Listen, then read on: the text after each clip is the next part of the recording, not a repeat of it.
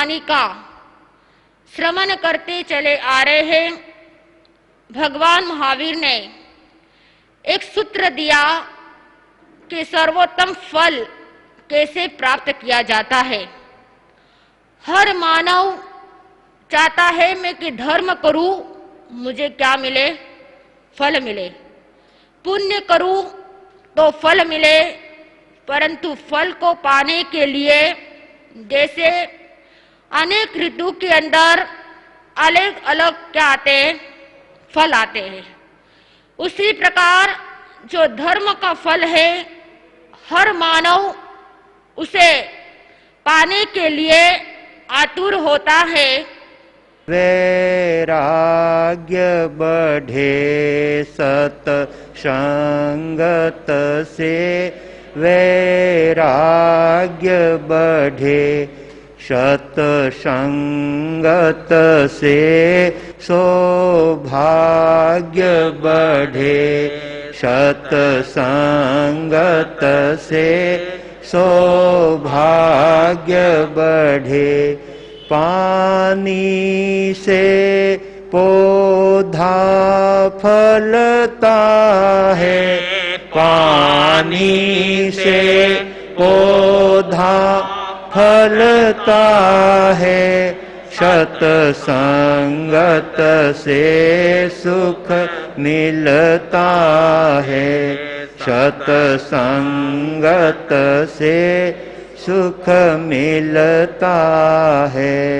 जीवन का कण कण खिलता है, सत्संगत से सुख मिलता है, सत्संगत से सुख मिलता है।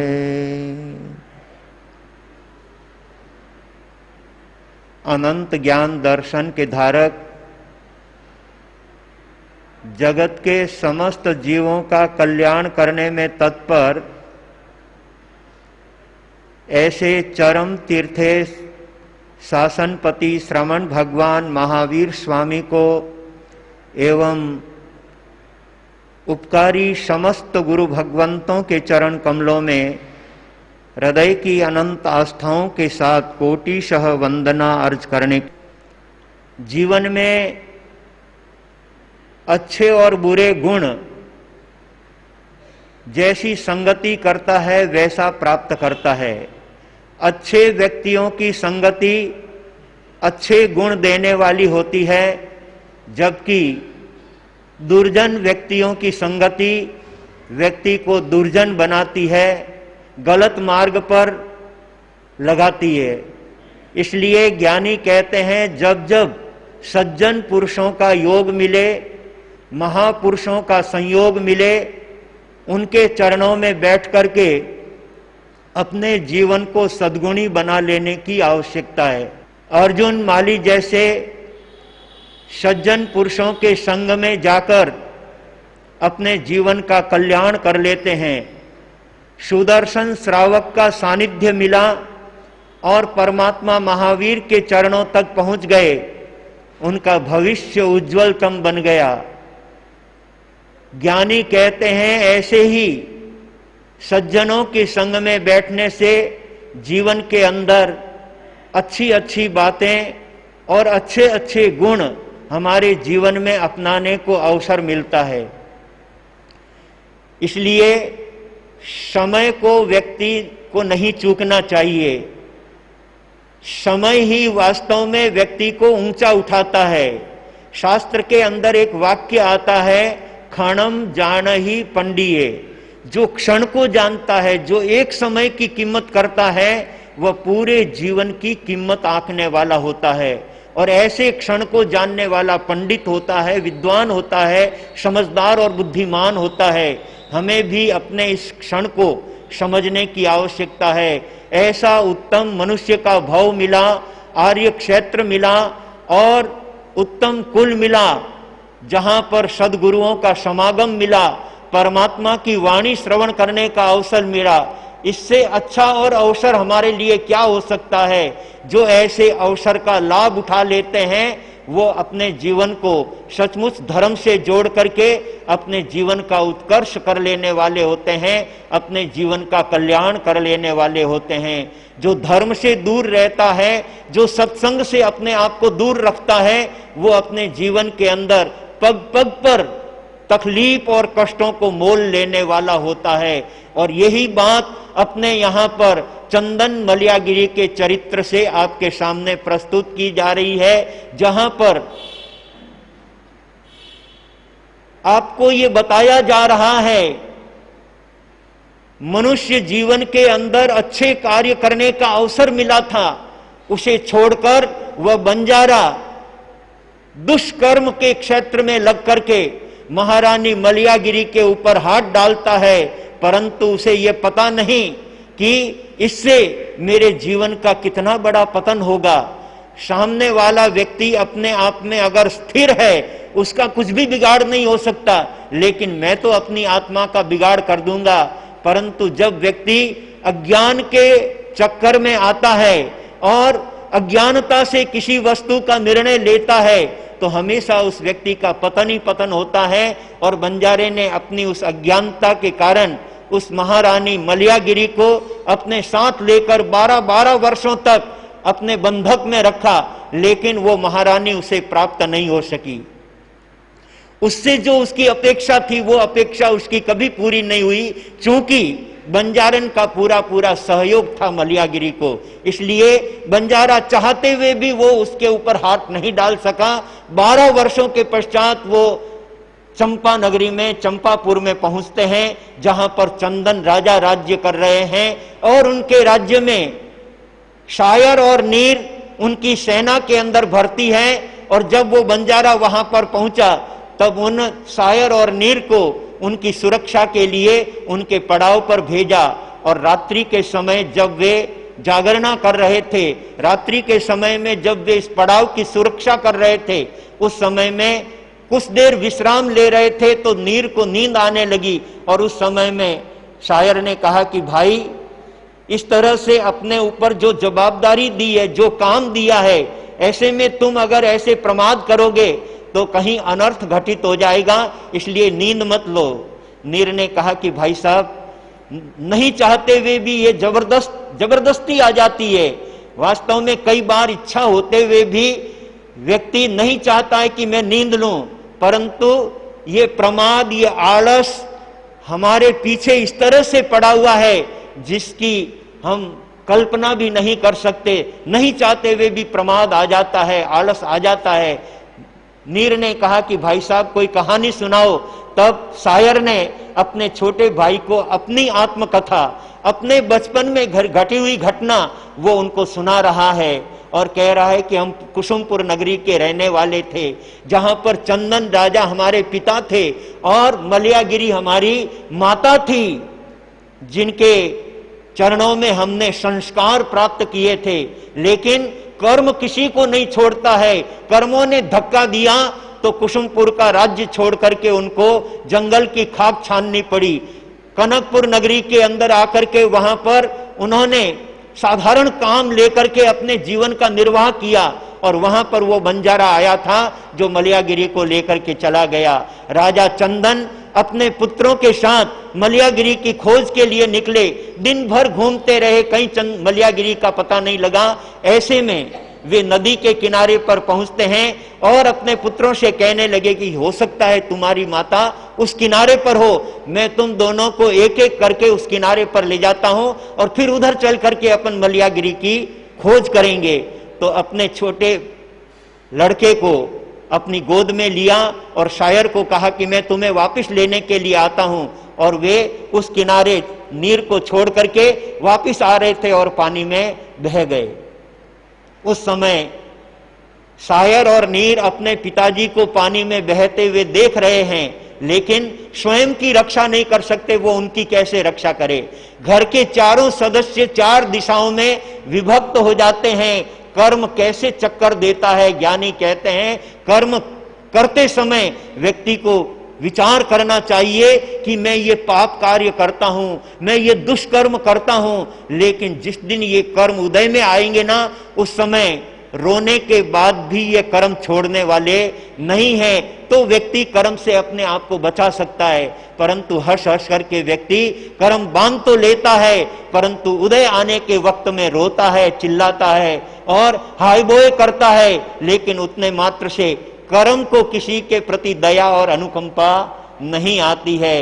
भाग्यशालियों, वे शायर और नीर वहां पर अपनी आत्मकथा कर रहे हैं और उसी तंबू में रही हुई मलियागिरी जब ये बात सुनती है, ये चर्चा सुनती है, तो विचार करने लगी कि ओहो, ये बालक तो हमारे कुसुमपुर नगर की चर्चा कर रहे हैं, हम वहीं के तो रहने वाले हैं। मेरे पति चंदन वे कुसुमपुर नगरी के राजा थे और ये दोनों युवा कह रहे हैं कि हम उन्हीं के पुत्र हैं। ऐसे सारे विचार सुनकर के मलियागिरी तंबू से बाहर आ जाती है और अपने पुत्रों से मिलने के लिए उत्सुक होती है। और उस समय पुत्रों ने उसको ललकारा और कहा कि तुमको रात्रि के अंदर पराये पुरुषों के साथ इस तरह से नहीं करना चाहिए। तब माता ने कहा कि पुत्रों, तुम मुझे पहचानो, जिनकी तुम कथा कर रहे हो मैं वही मलियागिरी हूं। ये सारी घटना सुनकर शायर और नीर अपने मां के चरणों में नतमस्तक हो जाते हैं और अपनी पूर्व की सारी घटनाएं सुनाते हैं। उस समय बंजारे की नींद खुल जाती है। उन्होंने सोचा, अरे ये मां और बेटों का मिलना हो गया, जिनको हमारी सुरक्षा के लिए यहां नियुक्त किया था ये और कोई सैनिक नहीं है, इसी स्त्री के ये दोनों पुत्र हैं, मलियागिरी के बेटे हैं। और यदि इनको ये पता लग गया कि मैंने ये इस तरह की हरकत इस रानी के साथ की है तो मुझे जीवित नहीं छोड़ेंगे। वो दौड़ता हुआ राजा के पास गया और कहने लगा, राजन, मेरे साथ ये हरकत हुई है, इसलिए मैं चाहता हूं कि उन दोनों सैनिकों को पकड़ करके और उन्हें सजा दी जानी चाहिए। मेरी पत्नी के साथ, मेरी धर्म सहायिका के साथ उसने, उन लोगों ने इस तरह का व्यवहार किया है, इसलिए राजन मैं तो काली धार डूब गया हूं। राजा ने उसी समय सेनापति को भेजा और शायर नीर को सूली का आदेश दे दिया कि ले जाओ, उनको सूली पर टांग दो। सेनापति सेना लेकर के आता है। उस समय शायर और नीर घबराते नहीं है और सेनापति से कहते हैं कि वो कैसा राजा जो एक पक्ष की सुनकर के कोई निर्णय दे दे, ये राजा की बात नहीं होती है। राजा वो होता है जो दोनों पक्ष की बात को सुनकर के फिर कोई निर्णय देता है, फिर कोई जो है वह कार्य करता है। इसलिए हम चाहते हैं कि पहले हम राज दरबार में आएंगे और उसके बाद हमको यदि हमारा अपराध है, हमारा कोई दोष है, गलती है, तो हम सूली पर चढ़ने को तैयार हैं और जैसी सजा राजा देना चाहेगा वो स्वीकार करने को तैयार हैं। इस तरह से सेनापति राजा से निवेदन करता है। राजा ने कहा, जब उन लोगों की इच्छा है तो उन्हें राजसभा में ला करके हाजिर किया जाए। राजसभा के अंदर उनको लाया गया। सभा भरी हुई है और उस समय दोनों सैनिकों ने वहां पहुंच करके राजा से निवेदन किया, राजन, हम चाहते हैं अपना न्याय और सत्य क्या है वो आपके सामने आना चाहिए और इसके लिए हम आपसे निवेदन करते हैं कि उस बंजारे को भी सभा के अंदर बुलाया जाए और उस स्त्री को भी बुलाया जाए जिनके साथ हमने रात्रि के अंदर चर्चा की है, वो भी यहां पर आए। उसके बाद क्या बात होती है वो आप सोचना। राजा ने कहा, यह बात भी ठीक है। उनके कहने से उन दोनों को बुलाया। बंजारा भी वहां आता है और महारानी मलियागिरी भी वहां उपस्थित की जाती है। सबको अपने अपने उचित स्थान पर बिठाया गया और उस समय में मलियागिरी राजसभा में खड़ी होकर के अपनी बात स्पष्ट करते हुए कहने लगी राजा चंदन से। उनको पता नहीं कि यही मेरे स्वामी है, यही मेरे पति हैं, लेकिन 12-12 वर्षों से अलग हो गए और वो कल्पना भी कैसे कर सकते हैं कि हमारे पति यहाँ के राजा बन गए हैं। वो तो सोचते हैं कि एक नाम के अनेक व्यक्ति हो सकते हैं, ये चंदन यहाँ का राजा है, कुसुमपुर का तो अलग होगा कोई, ऐसा सोच करके और कहने लगी, राजन, जिन पुत्रों के प्रति बंजारे ने आपके सामने शिकायत की है वे दोनों सैनिक, वे दोनों युवा मेरे अंगजात पुत्र हैं, मेरे बेटे हैं। हम कुसुमपुर नगर के रहने वाले हैं और मेरे पति का नाम भी चंदन था। राजन, आप चंपापुर के राजा हैं कुसुमपुर के अंदर भी चंदन नाम के राजा थे, उनकी मैं धर्म पत्नी हूं और ये दोनों सायर और नीर मेरे पुत्र हैं। ये बात रानी ने वहां राजा के सामने सभा के अंदर व्यक्त की। उस बात को आगे बढ़ाते हुए सायर कहने लगा, राजन बिल्कुल सही बात है। जब मेरी माता उस कनकपुर नगरी से हथिया करके ले जाई गई और आप हमें नदी से पार करने के लिए उस तरफ हमको ले जाकर के रख रहे थे, और जब वापस सायर को लेने गए तो पानी के बहाव में आप बह गए, हम कुछ भी नहीं कर सके, हम आपको बचा नहीं सके। और उसके बाद एक बुढ़िया ने हमको आश्रय दिया, झोपड़े में रहकर हमने 12 वर्ष बिताए। राजन, हम अपने माता पिता की खोज करने के लिए गांव गांव नगर घूमते हुए आपके चंपापुर में आकर के हम यहां पर आपकी सेना में सैनिक बनकर के अपनी ये सेवाएं दे रहे थे। राजन, हम निवेदन करना चाहते हैं कि ये मेरी माता है और हम इनके पुत्र हैं, हम मूलतः कुसुमपुर नगर के रहने वाले हैं। अब राजा अपने आप को वश में नहीं रख सका। ये सारी चर्चा सुनने के बाद राजा विचार करता है, मैं सपने में भी अपने परिवार के संबंध में हमेशा सोचा करता था, मेरी पत्नी कहां होगी, मेरे पुत्र कहां होंगे। आज वे मेरी पत्नी, मेरे पुत्र साक्षात मेरे सामने इस सभा के अंदर उपस्थित है, हम एक दूसरे को पहचान नहीं पाए।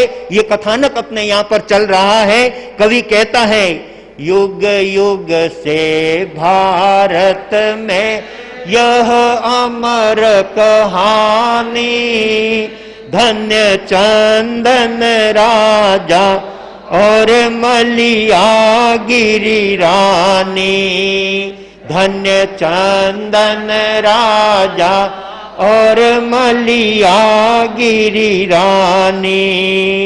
अब कैसे राजा अपने वश रह पाए, अचिंत्य लाभ जब एकाएक मिल जाए।